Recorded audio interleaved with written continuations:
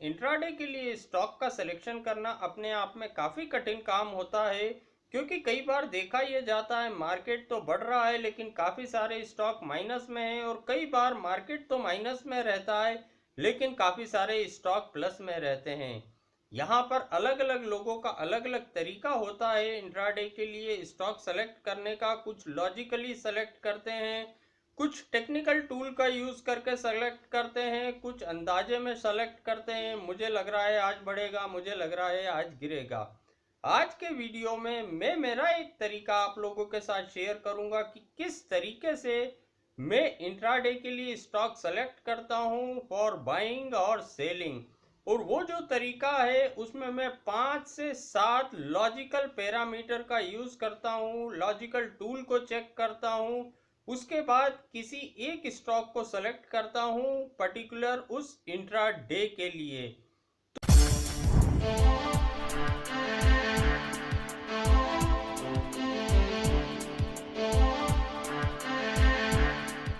चलिए शुरू करते हैं। यहाँ पर सबसे पहला काम होता है मार्केट का प्रिडिक्शन करना।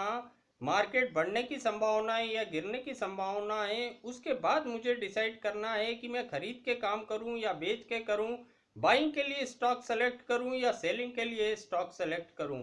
और मार्केट किस तरीके से प्रिडिक्ट करा जाता है उससे रिलेटेड ऑलरेडी एक वीडियो मैंने बना के अपलोड कर रखा है। यहाँ पर मार्केट प्रिडिक्ट करा, सपोज मुझे लगा कि मार्केट बढ़ने की संभावना है, बढ़ने की संभावना है यानी मुझे खरीद के काम करना है, बाइंग के लिए मुझे स्टॉक सेलेक्ट करना है। तो अब यहाँ पर सबसे पहले मार्केट ओपन होने के बाद मैंने चेक करा कि सबसे ज़्यादा बढ़े हुए कौन से दो सेक्टर हैं। सपोज मैंने देखा बैंकिंग सेक्टर और ऑटोमोबाइल सेक्टर सबसे ज़्यादा बढ़े हुए हैं, यानी ये दो सेक्टर सबसे ज़्यादा बढ़े हुए हैं। इन दोनों सेक्टर में लॉजिकली डिमांड सबसे ज़्यादा होगी, इसलिए ये सबसे ज़्यादा बढ़े हुए हैं। और ये सेक्टर जिन स्टॉक से मिलके बने हैं डेफिनेटली वो स्टॉक भी बढ़े हुए होंगे, इसीलिए वो सेक्टर बढ़े हुए हैं। तो उन सेक्टर में मैं गया और उन सेक्टर में देखा कि तीन तीन स्टॉक कौन से सबसे ज़्यादा बढ़े हुए हैं उस सेक्टर के अंदर। सपोज दोनों सेक्टर में से मैंने तीन तीन टॉप गेनर स्टॉक निकाल के लाया। अब मेरे पास हो गए 6 स्टॉक। उन 6 स्टॉक को लेके मैं आगे बढ़ा। अब उन 6 स्टॉक में से मैंने चेक करा कि ऐसा कोई स्टॉक तो नहीं है जो किसी न्यूज़ के कारण बढ़ा हो। सपोज मैंने देखा उन 6 में से एक ऐसा स्टॉक था जो किसी न्यूज़ के कारण बढ़ा। और मेरा ये मानना है न्यूज़ बेस्ड स्टॉक में इंट्राडे ट्रेड करना यानी गैम्बलिंग करने से कम नहीं होता। तो यहाँ पर हो सकता है न्यूज़ से मेरा मतलब है, हो सकता है उसका रिजल्ट आने वाला था या आ गया, उसके कारण वो ज़्यादा मूवमेंट हुआ, ज़्यादा बढ़ गया। तो अगर वो न्यूज़ के कारण उसमें मूवमेंट आया है तो वो मैंने ड्रॉप कर दिया। अब मेरे पास बचे 5 स्टॉक। उन 5 स्टॉक को लेके मैं आगे बढ़ा।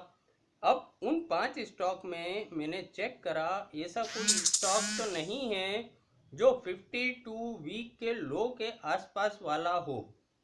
अगर मैंने देखा उसमें से एक स्टॉक ऐसा है जो 52 वीक के लो के आसपास वाला है। मेरा ये मानना है कि जो 52 वीक के लो के आसपास वाला है उसका शॉर्ट टर्म ट्रेंड तो नेगेटिव है, और हो सकता है किसी कारण से वो इंट्राडे में बढ़ गया हो। लेकिन काफ़ी बड़े बड़े काफ़ी इंटेलिजेंट लोगों का कहना है कि डाउन ट्रेंड वाले स्टॉक में every rise is a selling opportunity होता है। तो वो कभी भी नीचे आ सकता है क्योंकि उसका शॉर्ट टर्म ट्रेंड नेगेटिव है, और हो सकता है इंट्राडे में किसी कारण से बढ़ गया हो। तो नियर 52 वीक लो स्टॉक अगर उसमें था तो एक स्टॉक मैंने ड्रॉप कर दिया। अब बचे मेरे पास 4 स्टॉक। उन 4 स्टॉक को लेके मैं आगे बढ़ा।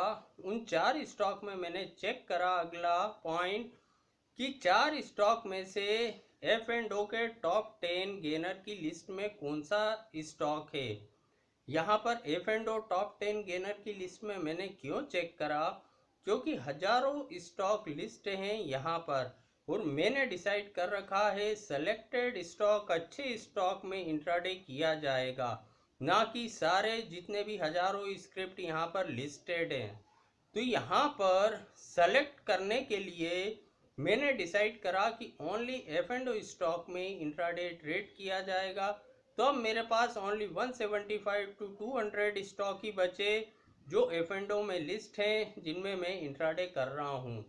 तो यहाँ पर उन स्टॉक में से देखा कि जो 4 लेके मैं आया उसमें से सिर्फ 2 स्टॉक ऐसे हैं जो टॉप 10 गेनर की लिस्ट में है एफ एंड ओ में, यानी अब मेरे पास सिर्फ 2 स्टॉक ही बचे। अब उन 2 स्टॉक को लेके मैं आगे बढ़ा।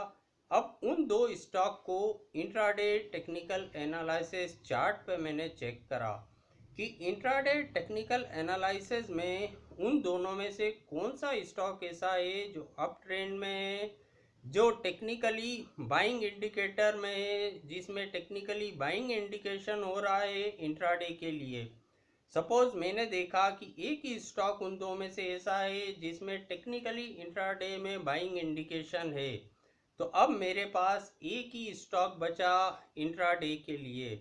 यानी यहाँ 5-7 फिल्टर का यूज़ करते करते मेरे पास जो लास्ट में स्टॉक बचा वो डेफिनेटली एक स्ट्रॉन्ग काउंटर होता है।